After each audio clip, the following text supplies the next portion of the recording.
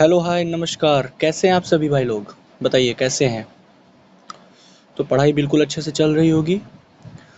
तो भाइयों, आज हम लोग क्लास 10th मैथमेटिक्स का कोऑर्डिनेट ज्योमेट्री लेक्चर नंबर 2, जिसमें कि सेक्शन फार्मूला वाला जो टॉपिक है उसको हम लोग आज डिस्कस करेंगे। और इस टॉपिक को आज हम लोग डिस्कस करके ख़त्म कर देंगे और इसके 4-5 अच्छे से क्वेश्चंस करेंगे ताकि हमारी अच्छे से प्रैक्टिस हो जाए। तो चलिए भाई स्टार्ट करते हैं, है ना? तैयार हो? ओके। तो भैया सेक्शन फार्मूला क्या होता है? सेक्शन फार्मूला लगता क्यों है, होता क्या है, चलता कैसे है, क्या मामला है इसका, वो सब आज हम लोग देखेंगे। क्लियर है? तो सेक्शन फार्मूला क्या होता है भाई साहब? देखिए, हमने पिछले लेक्चर में पढ़ा था डिस्टेंस फार्मूला, जहाँ पर कि दो पॉइंट्स के बीच का हम लोग डिस्टेंस निकालते थे यूजिंग द डिस्टेंस फार्मूला। तो वही दोनों पॉइंट अगर हम यहाँ पर लें कि वो दोनों पॉइंट एक लाइन सेगमेंट बना रहे होंगे, ये P पॉइंट, ये Q पॉइंट, ये दोनों पॉइंट एक लाइन बना रहे हैं। इस P वाले पॉइंट का जो कोऑर्डिनेट है वो x1 y1 हमेशा आप लेंगे, इस Q वाले का जो है x2 y2 आप हमेशा लेंगे। अब अगर मैं आपसे कहता डिस्टेंस निकालने के लिए तो आप आराम से निकाल लेते, लेकिन मैंने कहा कि एक कोई पॉइंट R है, एक कोई पॉइंट R है, वो इस P और Q को किसी रेशियो में, मतलब यहाँ से यहाँ तक का कुछ रेशियो, यहाँ से यहाँ तक का कुछ रेशियो, इस रेशियो में डिवाइड कर रहा है। और ये वाला रेशियो M1, ये वाला रेशियो M2। ठीक है, ये बात समझ में आ गई? ये बात समझ में आ गई? मैंने क्या कहा? मैंने कहा भाई R divides line segment PQ in ratio M1 and M2। ठीक है, M1 and M2। तो coordinates of R x, y, इसके कोऑर्डिनेट क्या होंगे? और इनके कोऑर्डिनेट को हम x, y मानते हैं, तो हम x और y का वैल्यू निकालते हैं। जब वैल्यू आ जाता है तो हम इसके कोऑर्डिनेट को बता देते हैं। तो x और y के कोऑर्डिनेट हमें पता करने हैं, मतलब r वाले पॉइंट के कोऑर्डिनेट हमें पता करने हैं। कोऑर्डिनेट मतलब पॉइंट्स हमें पता करने हैं। क्लियर? तो ऐसे केसेस में आप हमेशा क्या अप्लाई करेंगे? Section formula. सेक्शन फार्मूला, ये बात क्लियर है? ये बात क्लियर है? अच्छा, सेक्शन फार्मूला लगता कैसे है? देखिए, मैंने बता ही दिया कि P का कोऑर्डिनेट x1 y1 है, Q का कोऑर्डिनेट x2 y2 है। R इस PR को और RQ को M1 M2 रेशियो में डिवाइड कर रहा है, तो इस R का कोऑर्डिनेट क्या होगा? यानी coordinates of R x, y is equals to मेरा एक x का 2 प्लस मेरा 2 x का 1 बटे में मेरा 1 प्लस मेरा 2। ये ट्रिक है याद करने का। मेरा एक y का 2 प्लस मेरा 2y का 1 बटे में मेरा 1 प्लस मेरा 2। M1 x2 plus M2 x1 upon M1 plus M2 comma M1 y2 plus M2 y1 upon M1 plus M2, ये x y के कोऑर्डिनेट के बराबर होंगे। एंड फर्दर मोस्ट, ये जो x वाला कोऑर्डिनेट है ये x वाले सेक्शन फार्मूला के बराबर होगा, और ये जो y वाला कोऑर्डिनेट है ये y वाले सेक्शन फार्मूला के इक्वल होगा। ये बात समझ में आई? ये बात समझ में आई?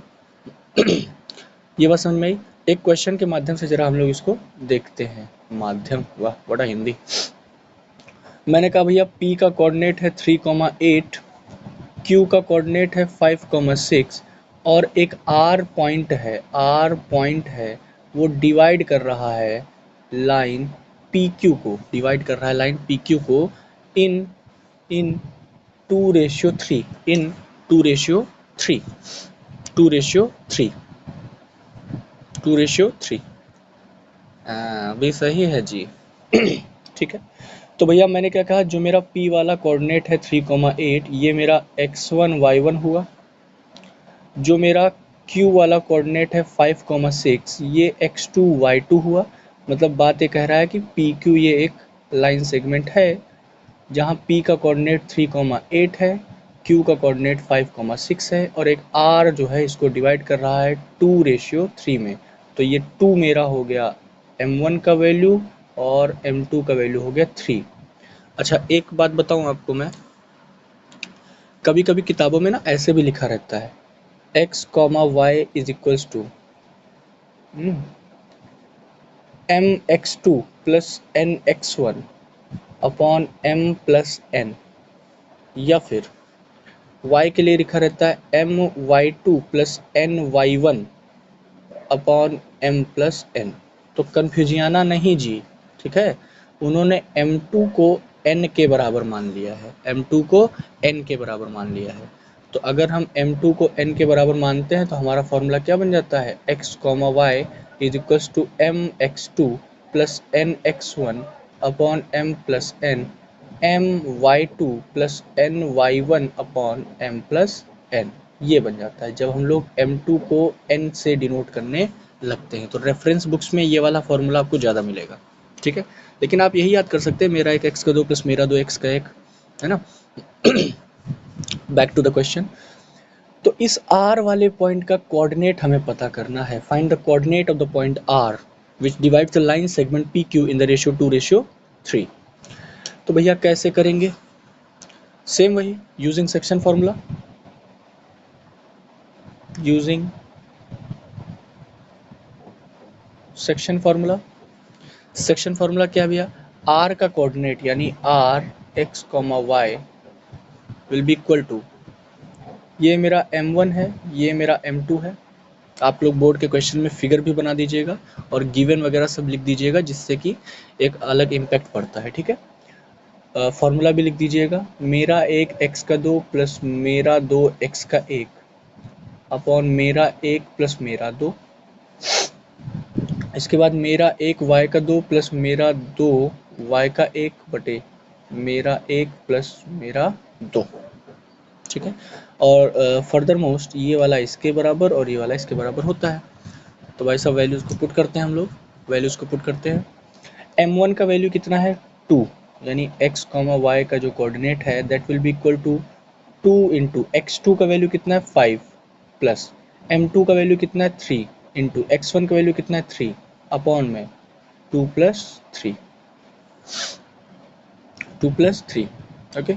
इसके बाद m1 y2, तो m1 का वैल्यू कितना 2 इंटू y2 का वैल्यू कितना 6 प्लस m2 y1, m2 का वैल्यू कितना 3, y1 का वैल्यू कितना 8 बटे 2 प्लस 3।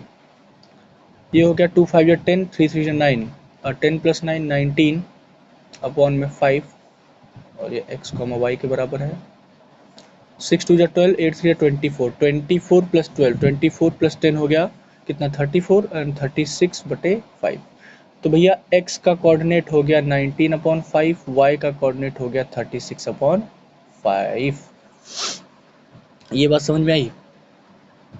अगर ये बात समझ में आई है तो एक ठो क्वेश्चन आप लोग जरा कमेंट में करके बताओगे।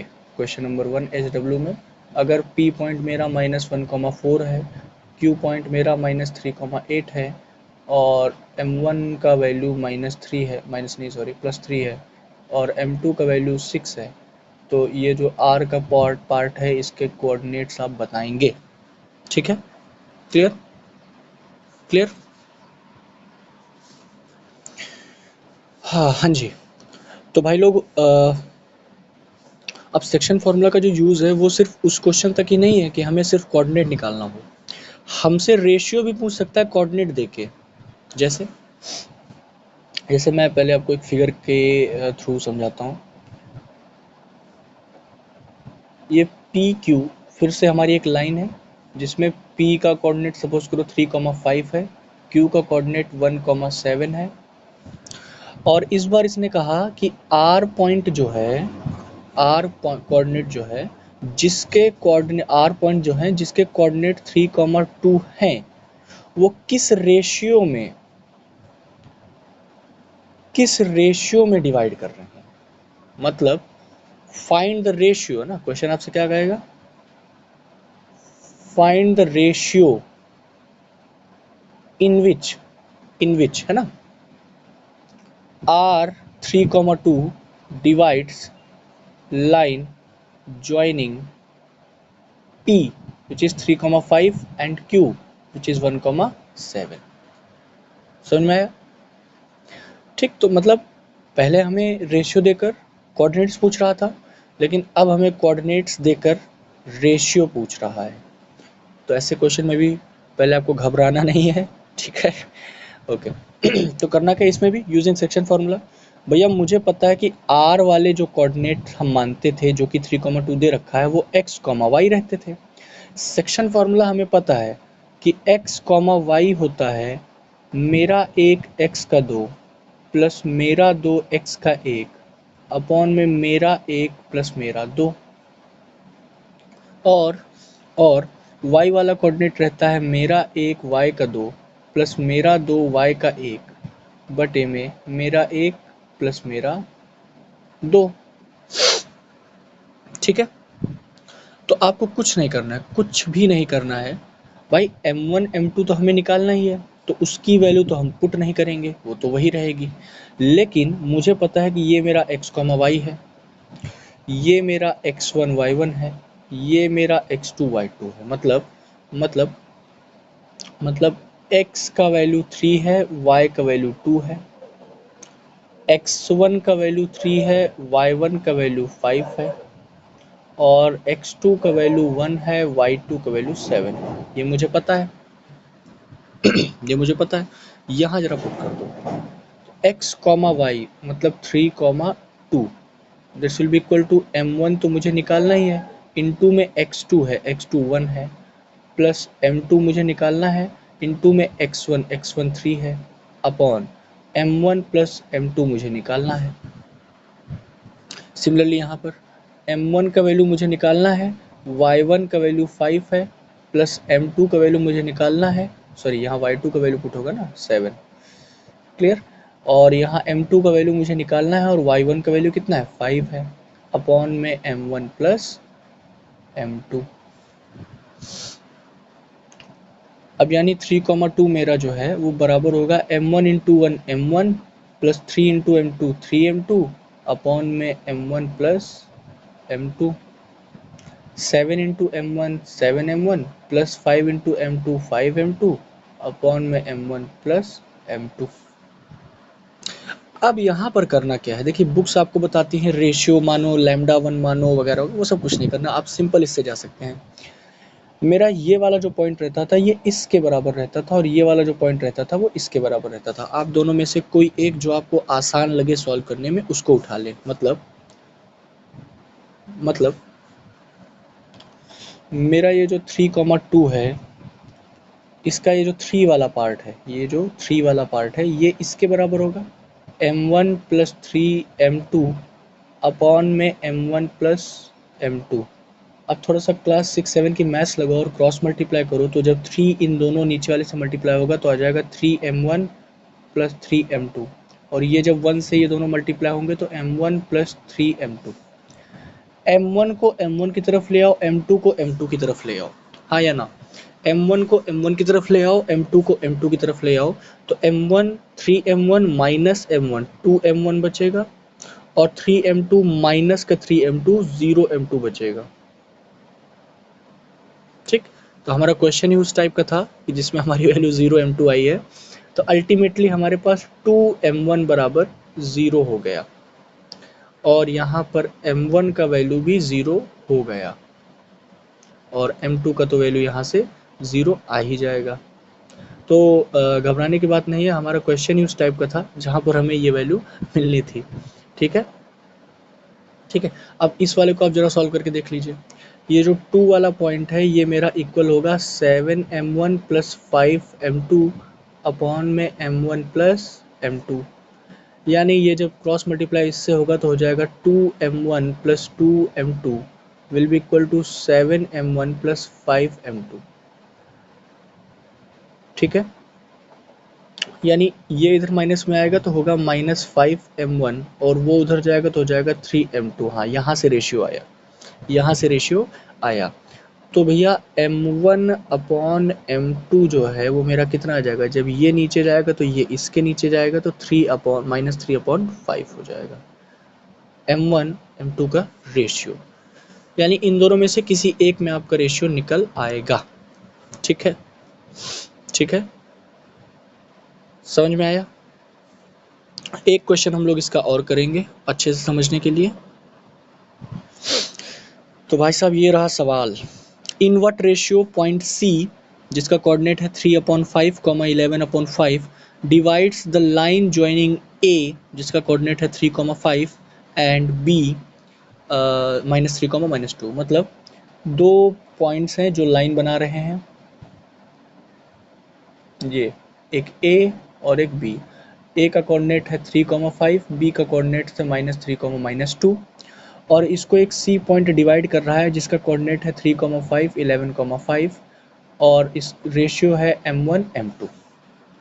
तो फिर वही भाई हमको x का वैल्यू 3/5 दिया है, y का वैल्यू 11/5 दिया है क्योंकि ये r का कोऑर्डिनेट होता था।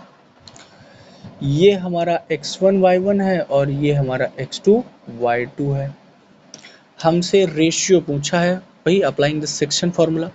भाई सेक्शन फार्मूला को अप्लाई करेंगे तो कैसे होगा मामला, सेक्शन फार्मूला अप्लाई करेंगे तो कैसे होगा भाई, सेक्शन फार्मूला अप्लाई करेंगे तो ये हो जाएगा सी कोऑर्डिनेट जो कि है 3/5, 11/5 it will be equal to मेरा एक x का 2 प्लस मेरा 2x का 1 बटे में मेरा 1 प्लस मेरा 2 और मेरा एक y का 2 प्लस मेरा 2y का 1 बटे में मेरा 1 प्लस मेरा 2।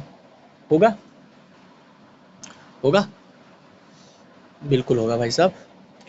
वैल्यू जरा पुट कर दीजिए, ये 3/5 है, 11/5 है, ये इक्वल होगा m1 का वैल्यू हमें निकालना ही है, x2 का वैल्यू कितना है -3 प्लस m2 का वैल्यू हमें निकालना है और x1 का वैल्यू कितना है 3 अपॉन में m1 प्लस m2 हमें पता करना है, कॉमा m1 का वैल्यू हमें निकालना है, y2 का वैल्यू कितना है -2 प्लस m2 का वैल्यू हमें निकालना है और y1 का वैल्यू कितना है 5 अपॉन में m1 प्लस m2।